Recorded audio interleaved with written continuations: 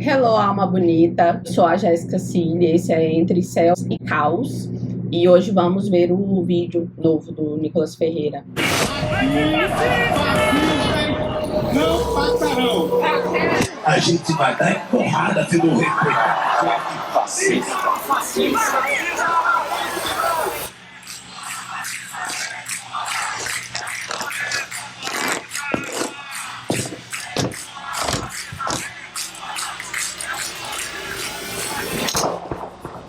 Eles não matam você por ser extremista. Eles chamam você de extremista para poder te matar. A violência começa com a linguagem.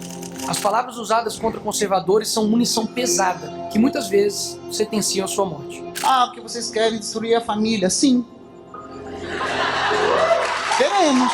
Como fazer para que se torne normal uma pessoa comemorar ou até mesmo matar uma pessoa por conta das suas ideias? Essa é a pergunta que a esquerda fez décadas atrás e achou uma resposta: a desumanização. Não é aceitável, não é mais socialmente, não é mais humanamente aceitável. Não é mais humanamente aceitável a gente concordar que alguém pode hoje apoiar o Bolsonaro e ter bom caráter. Não tem. Alguém que gosta do Bolsonaro hoje tem nada a ver com política. Tem nada a ver, é uma pessoa sem caráter, é uma pessoa sem o mínimo escrúpulo, sem decência, sem humanidade.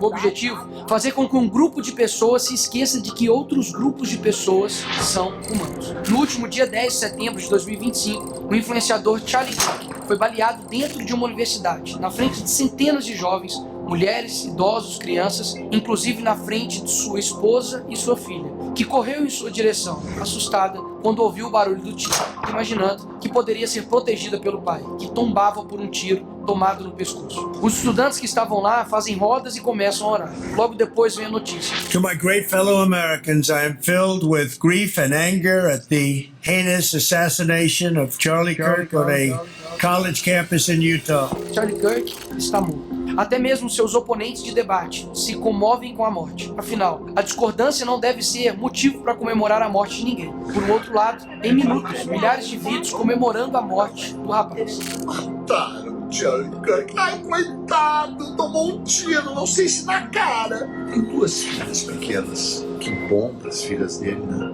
Que bom para as filhas dele, que vão crescer sem a presença do sujeito repugnante, canalha, racista.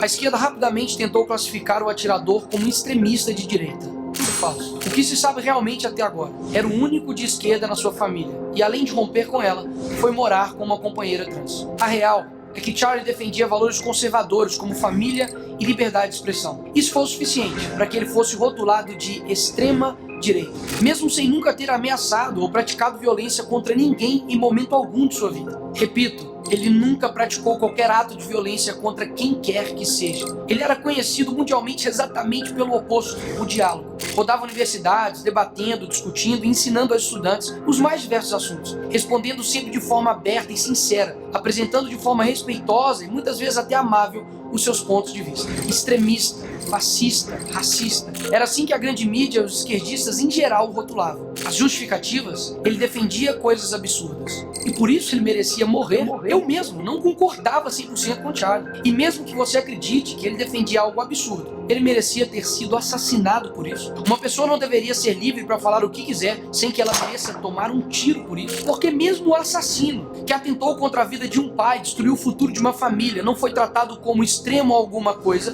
por absolutamente nenhum veículo da mídia tradicional. Porque, inclusive, não foram taxados de extremistas os inúmeros indivíduos que publicamente comemoraram este ato covarde e revoltante. Vou além, porque alguns dos seus amigos e amigas, talvez até você, ache normal que alguém comemore o assassinato de uma pessoa que apenas publicamente defendia as opiniões que talvez você não concorde. A resposta é simples: programação mental. A força concentrada...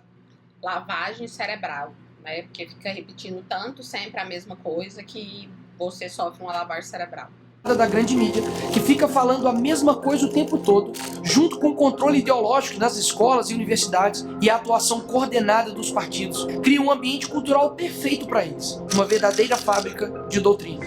Ali, as crianças são doutrinadas desde pequenas, não por acaso, mas por um sistema que diz o que pensar e quem odiar. Acabam virando adultos cheios de rancor, prontos a rotular qualquer um de fascista ou racista, sem nem debater. O resultado é uma sociedade polarizada e infantilizada, onde a educação pública às vezes forma cidadãos críticos, mas militantes raivosos, prontos para o cancelamento em massa. É isso mesmo. Um resultado da programação mental nos colégios, universidades, pela repetida propaganda da grande mídia e pelos partidos de esquerda é esse: a desumanização daqueles que discordam das suas ideias, que assim passam a ser merecedores de violência e até morte, como nos atos terroristas da facada do Bolsonaro, do tiro do Trump ou no assassinato do Charlie Kirk. Ora, se alguém é fascista ou nazista, merece o quê? Mas e você, que não concorda com o assassinato de indivíduos que pensam diferente? Será que está livre dessa programação? Reflita. Será que você realmente repudia com a força necessária esses atos? Será que você se posiciona publicamente contra eles? Será que você tem a coragem de confrontar no debate quem os defende? Se a resposta foi não, você também foi programado. Programado para ser um covarde, para aceitar com normalidade atos abjetos. A esquerda não se limita a discordar do adversário, ela precisa negá-lo enquanto ser humano. E isso não vem de agora.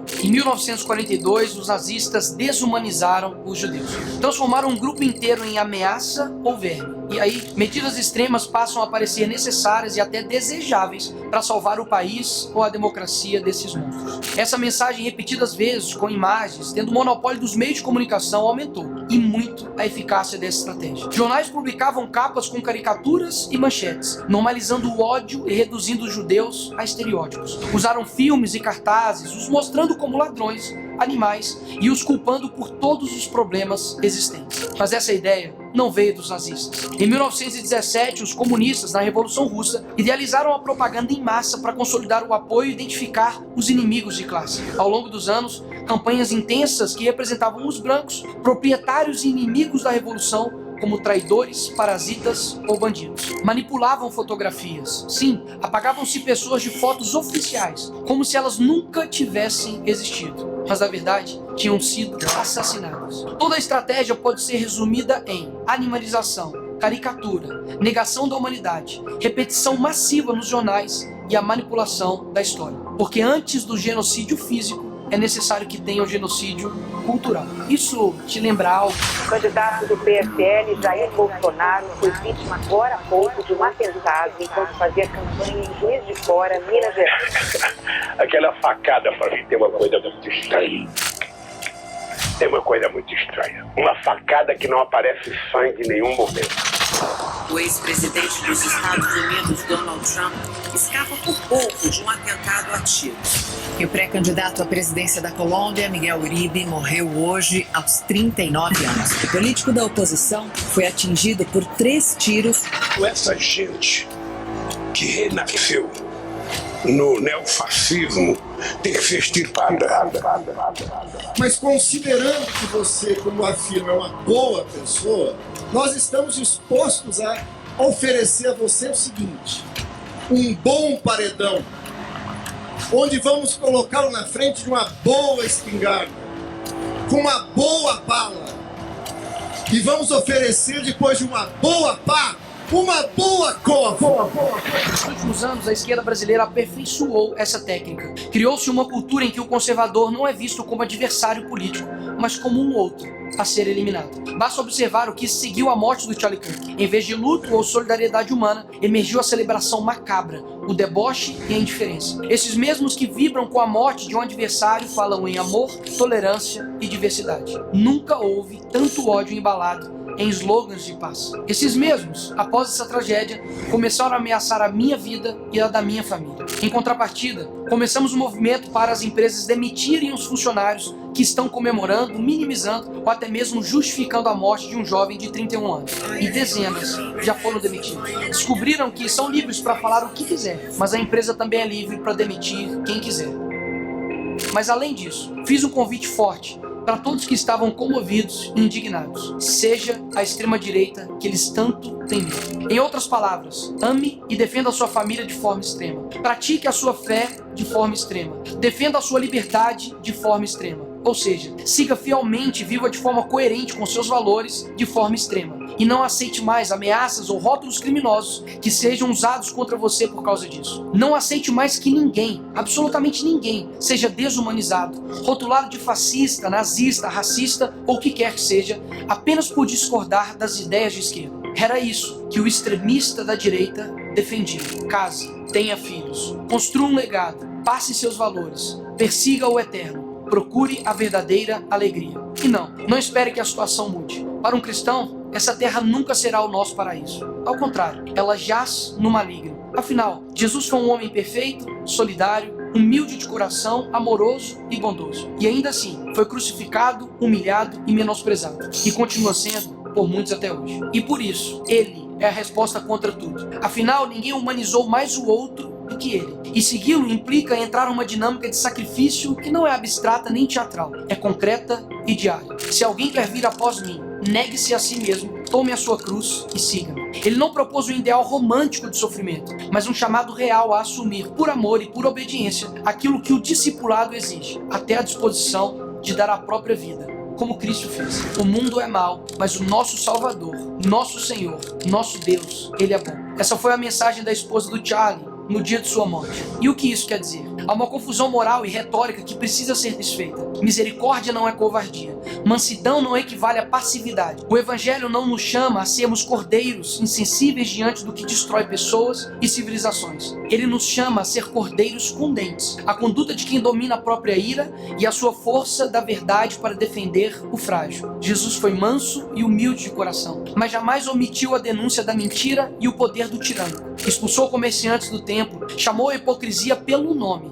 Sofreu por amor e não por aceitação passiva. Ser manso não é ser fraco, é ser forte o suficiente para enfrentar o mal sem ser dominado por ele, e sábio o suficiente para usar a força pela verdade e pelo amor. O cristão genuíno reconhece duas verdades ao mesmo tempo. Primeira, a violência gratuita e o ódio não se justificam. Segunda, a omissão perante a injustiça é cúmplice do crime. Assim, combater o mal é um dever que se realiza por meios morais, culturais e espirituais, e quando necessário, institucionais. Isso significa agir com coragem, inteligência e prudência, não com fúria desordenada. Pedro, quando subiu àquele púlpito em Jerusalém, não negociou o evangelho. Enfrentou a massa, denunciou o pecado e por isso foi preso, escarnecido e finalmente martirizado. Sua luta foi pública e corajosa. Proclamar a verdade mesmo diante do poder político e religioso. Estevão, acusado, humilhado e apedrejado. Sua defesa foi um balanço lúcido da história de Israel e uma acusação direta à cegueira do seu povo. Paulo enfrentou disputas, tribunais e perseguições. Não se escondeu. Pregou nas praças, escreveu cartas que demoliam sofismas teológicos e organizou comunidades que mudaram todo mundo. William Wilberforce, batalha política persistente e estratégica pela abolição da escravidão no parlamento britânico. Prova de que o combate moral passa também pela política e pela perseverança. Martin Luther King Jr., resistência não violenta, organizada e corajosa contra estruturas injustas. Dietrich Bonhoeffer, coragem teológica e prática ao enfrentar o nazismo. Pagou com a vida por recusar a normalização do mal. Então, como devemos agir? Denunciar a falsidade e a corrupção com coragem intelectual. Estudar, argumentar, expor erros e mentiras. A igreja é a escola de caráter, disciplina, educação moral, formação doutrinária e solidariedade. Mas, infelizmente, inúmeras igrejas têm se convertido em ambientes pautados pela estética do bem-estar. Melodias emotivas, uma atmosfera agradável e pregações que amaciam o ego, em vez de proclamarem a verdade que suscita conversão e transformação interior. Precisamos abandonar essas práticas e construir comunidades sólidas. O campo político e jurídico não é terreno proibido, é lugar de batalha. Participar, influir em leis, defender os indefesos, tudo isso é serviço cristão. Produzir cultura, livros, debates, arte e educação para moldar gerações. Quem define a linguagem e imaginação controla, em larga medida, o futuro. Eles tentaram calar uma voz, acreditando que iriam nos amedrontar. Não, criaram uma geração sem medo, que nem mesmo a morte nos parará. Mas pelo contrário, a morte de um dos nossos somente nos fortaleceu. Porque sabemos que o verdadeiro legado não se enterra com o corpo, mas cresce na coragem de quem fica. Que essa mensagem chegue para milhões de jovens em todo o mundo, que já não são mais os mesmos, desde a morte do Charlie Kirk. Nesse sentido, você está convidado. Seja o extremista que eles tanto têm medo.